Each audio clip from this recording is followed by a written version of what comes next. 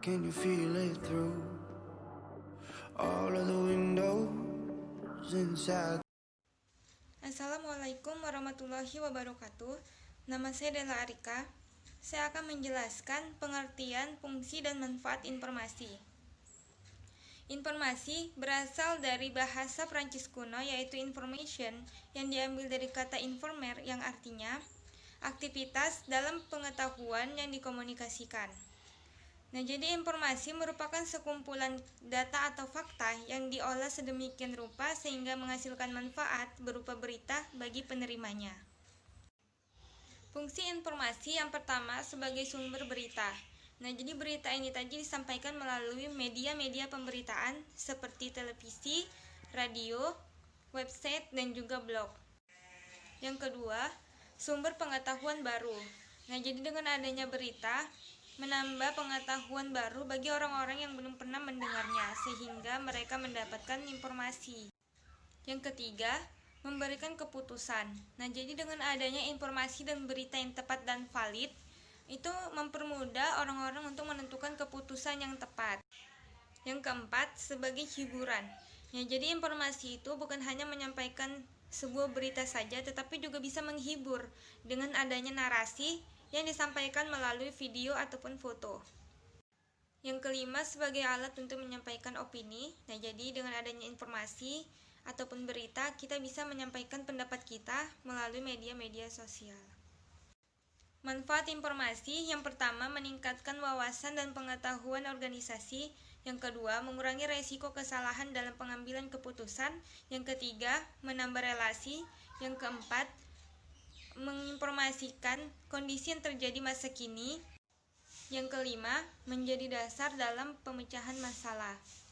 Demikian yang bisa saya sampaikan mengenai pengertian, fungsi, dan manfaat informasi. Selanjutnya akan dilanjutkan oleh teman saya.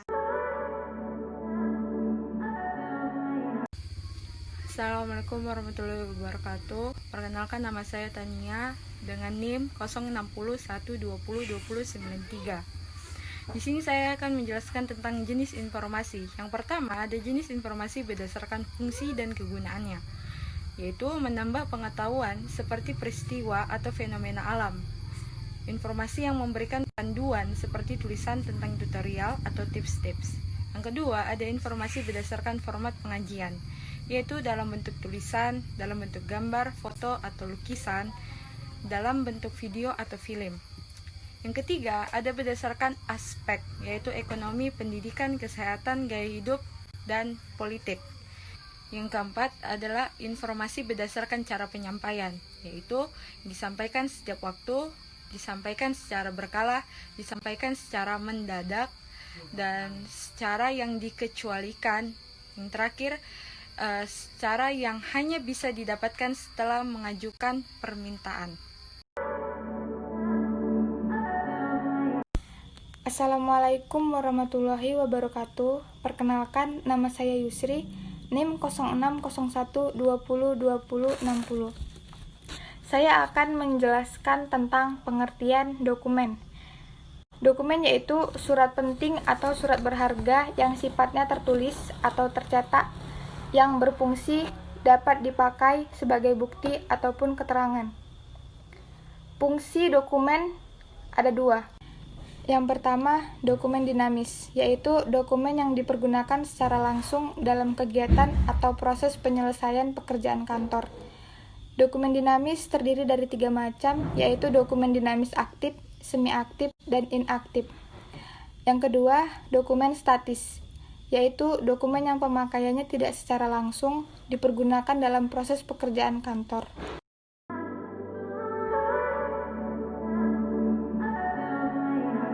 Document types. First, personal document. Document related to individual personal interest. For example, KTP and passport. The second is a commercial document related to commerce. For example, checks and invoices. The third is historical document relating to history. Serves as a means of proving events that occurred in the past. For example, the autobiography and the text of the proclamation. And the last, government document. Document containing about government, for example, presidential decrees and laws.